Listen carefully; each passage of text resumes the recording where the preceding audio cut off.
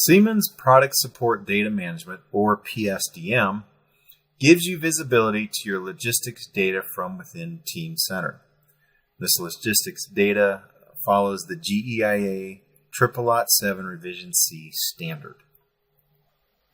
You can manage your engineering and logistics data in a single PLM environment where logistics engineers gain visibility into the product configuration and changes that occur during design and manufacturing are visible to key stakeholders. This solution marries product lifecycle management with product support data management. So now we're going to go ahead and look at the different information that's added by the product support data management module of Teamcenter. We're talking specifically about the SSL 7 standard. And so what we're looking at first is a service bill of material breakdown of an asset. Now in this case, first we need to define the XA table. This is a functional view. Okay? This XA table has its own properties. And if we open this up, you'll see the different properties for the XA. Again, this is the end item acronym code, or the EAC. Okay, you can see that as one of the first properties that's shown in that list. That also gets tied to other tables within the standard. You can see those here, and I'll come back to those throughout this video. Once that's been defined, we can go ahead and define the logistics control number. Okay. This is a functional LCN, and you can have multiple indentures, indentured levels. You can have different lengths and the formatting for it. Are we 1, 2, or 3 characters in length? Is this alpha numeric or alphanumeric? You can define that. All right, once that's been defined, we can assign that to our functional breakdown structure. As you can see here, I'm going to go ahead and dive into landing gear because that's what we're going to do a lot with throughout this demonstration is the landing gear. So you can see we've actually got it defined to multiple levels. The next table of concern would be the XB. Okay, so here's our XB table, as you can see here, with its own set of properties. Okay, so if we look at that, you see that information. All right, and then that can also be related to other things as well, as you can see down there. One of them happened to be the XC table, or your system provisioning information. Okay, so here's those properties. Now we define that. Let's go ahead and we've talked about the functional. Now let's go view the physical LCNs. Okay, so this is an EBOM. They're tied together, EBOM and the SBOM. The end item acronym code, the EAC, is also linked to the EBOM. So you can see that here. So it's the same object, same information. But we've got a different definition for the LCN. So notice it's physical. And this one has more levels of indentation. I mean, they both can have just as many. It's a matter of what you want to define. It's got a different prefix on here to just kind of let you know it's different from the functional LCN.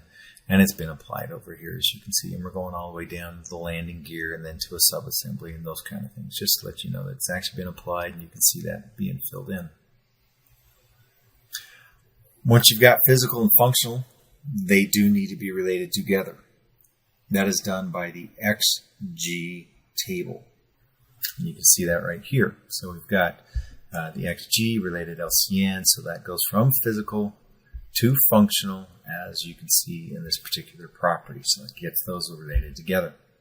So that kind of highlights the main X tables. There are others defined within the module that we have here.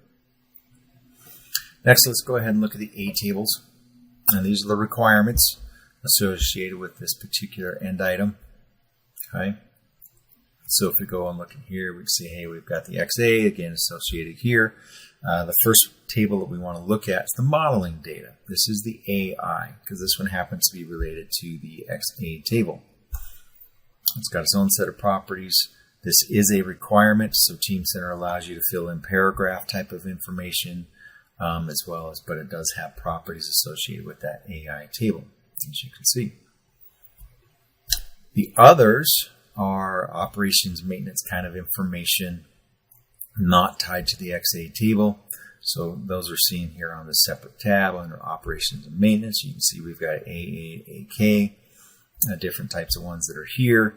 Under the AA table, this is where you can see A, B, C, D, those kind of things as children of these. This is a requirement tree type of structure. Again, paragraph information. Each one of them have their own set of data or properties associated with them. So here's your AE table, your AB, and your AA table. And the others have different properties as well. The last thing I'll show for the A tables is one of the ones listed in this other table that are not children of AA. So for instance, on AG, it's still a requirement. You can fill in paragraph information and its own set of properties. Okay, that's the A tables as defined in the standard and the module that we have for Teamcenter. Next, let's look at the B tables. This is your reliability, availability, maintainability information, or RAMs. Okay. So again, a couple of them are tied to the XA table. So if we open that and scroll down, you're going to see the BL table, mission, and also the BG table that's down here. We've separated some of the information out for the BL because one of them has to do with the profile for the mission, and the other is the phases of that particular mission. Okay, so you can see that, and they're related together. So if you'll open up the profile, you'll see the related phases. Others information as well. Here we're going to focus on a particular part within the structure. So we're going to again go down to the landing gear. Now to enable the rest of the tables, there is a property on the XB table. And once that is set to true, as you can see here, the RAMs indicator. With that being set to true, that enables the other B tables for the landing gear or for any part that's within the structure.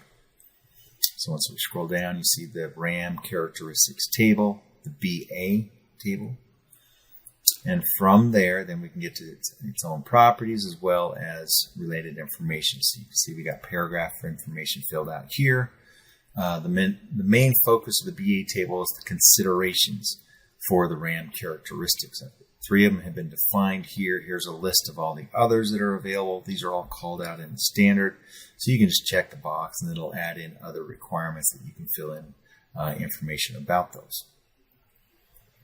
Okay. There are also other related RAMs data. So you can see these different tabs or tables that are here on this RAMs data tab.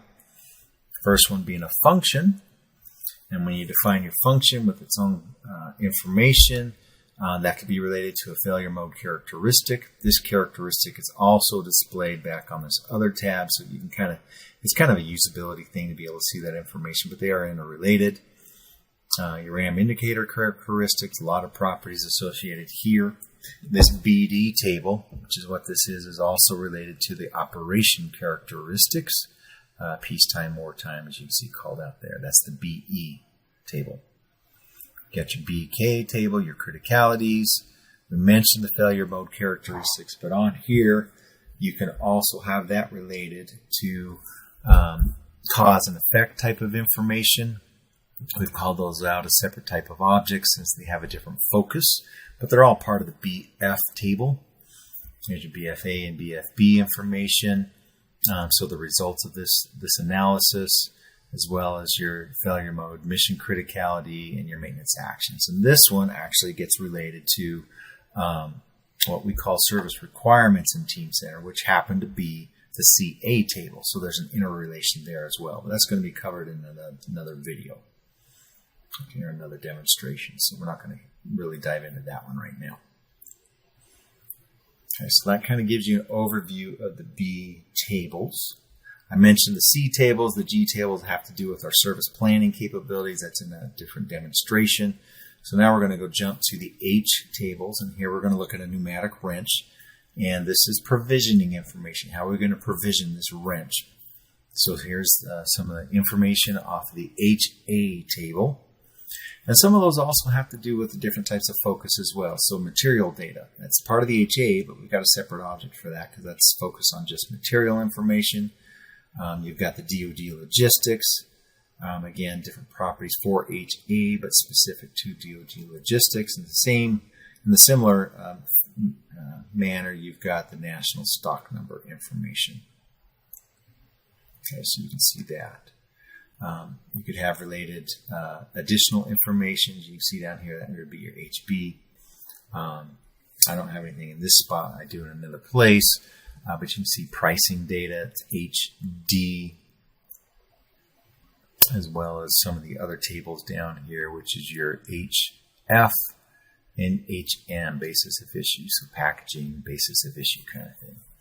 Now, if we go back from the HA specifically, you're still going to see additional information. So here's where I have the additional item identification information, your HB. So again, this is additional. You can have referenced information in here, those kind of things. So it could take you to an additional referenced national stock number or whatever. So all these things are interrelated. So that's provisioning for tools, parts, whatever. But what about the case where you've got a part that's within the context of an assembly or a structure? So in that case, we're talking about the application of the part and where it's being applied. So that is your HG table, item application information. A whole other different set of property information. But again, this has to do with where it's used within the structure. We can also talk about overhaul provisioning and design change information, so HH and HP. Okay, so that gives you a feel for those different properties. Okay. Now we've kind of gone through some of the H tables. Next up would be our support equipment. So in this case, we're going to use a trolley. The first one we're going to highlight is the EC table, which is your parameters. Let's tell us the parameters about this particular trolley. What can it do? What kind of movements does it have? What's its length, width, height, and those kind of things. So you can see here length, width, and height. And other different types of properties. So that's just kind of the parameters for this particular piece of equipment. And the rest of it has to do with starting from this EA table, your equipment data. So here's all the information about the equipment itself. And then we've called out in a couple different spots if it needs to be calibrated. Here's your calibration information and some of your economic modeling data. So that's all part of the EA table. In addition, the EB table is your allocation. So here's more information, ED, your authorization data, as well as support equipment recommendation. That's the EF. And based on that, you can have an alternate stock number, which is your EH table. Okay, so all of this different type of information called out for support equipment. Okay. Additionally, your power source data, as well as equipment development data, EJ, supersedure, integrated logistics information, as well as your test equipment data, your EM table. Now, if we delve into here, you can see how it's got its own properties, that kind of stuff. Just kind of give you a feel again for the E tables. Next is facilities. Those are the F tables. FA is the main one here. So as you define a facility, this is your FA tables, the different properties associated with it. And if you have any documentation, we've got that separated out here so you can apply actual documents or images or specs or whatever you may want to have here. Okay. The J tables have to do with how you're going to transport the equipment. So in this case, we're going to go ahead and look at the landing gear and how we're going to transport it. This is another one of those that gets enabled by turning on a property. So that's the sectionalized item transportation indicator that's on the XB table. Once that's set to true, you get the JA table, which has to do with transportation. Again, requirements. Now in this case, all of the considerations or all the different types have been created here. So I'm not going to open up the ad to show you the extra list, but you can see all those there. These are requirements. You can fill out information. Here's your properties associated with it. That gets tied to the procurement schedule, which is your JE table. Okay. And then the other tables are on this logistics data tab. So in that case, you've got your shipping modes. So several different types of shipping modes as called out in the 777 standard. Okay, so that was your air. If we go by road, highway kind of thing, different information or properties associated with that. What if we need to ship it by rail? So we can look at that. And then what about its mobility of the parts themselves? So now we're talking about tracked, wheeled, skid, those kind of things. Each of those have their own sets of properties. Okay, so here's your wheeled mobility as opposed to your tracked mobility. Okay, so that gives you a feel for transportation. All right, and then next, how are we going to test this equipment? Okay, so here we're going to focus on the actuator inside of the landing gear. How are we going to test this to make certain it's actually performing according to what we want? So again, one of the tables is your parameters, but again, unit under test, we've got the UA table. If we go look at that, we can define, again, paragraph information. It is a requirement. It can have its own details as defined here in the Logistics Data tab, as well as related different types of test information. So here's the properties associated with the UA table, different ones that are defined there. The setup for the test, that's your UB table. And then again, now we can call out different types of equipment. It could even be software, interface cables, or whatever. Each one of those can have different types of information. So on the software, maybe we need to look at the program data. This could be the software, the programming, whatever it is. That's your UC table. We can define the instructions on how to use that. And from the instructions, we can get to the UE table, which is your program instruction information. So again, that's all called out by the standards. So we've got each of those defined in there. Next one is your test equipment. This is your UK table. This is defining your test station and the equipment associated with that. And then finally, what about the interfacing, the cables, that kind of information? Well, that's your UI table. So your device interface. So it could be, some kind of cable or whatever it is. And again, what are the parameters this test needs to meet? So that's being defined here as well. Okay. So that gives us a real good feel for testing. And the last piece has to do with the S tables or your materials. So here we're going to, one more thing is the testing of the just the equipment in general. So the UM table. So my apologies. We did need to show the UM table. The last piece is materials. We are going to go to a tank. So we'll look at one of those and look at the hazardous materials that are defined in there. So if we go ahead and look at that, the SA table. There's a couple properties here. If we look at cadmium, for instance, a couple of the properties called out in the SA has to do with the substance name. That's just the name of the property. The synonyms is also one of the properties that's called out on the SA table. The SB has to do with listing the regulatory authority. That's your regulation that's defined here. So that, RoHS or the EU standards, whatever the case may be. Your SC table. Again, some of the properties, if we go back to cadmium, the name is still one of the properties on the SC, but the CAS number is also called out by that SC table. On the final two, there's a couple of columns in here. They're not named the same as you would find inside of the SC table, but the applications column and the materials classes has to do with that as well. So that gives you a feel for the S tables.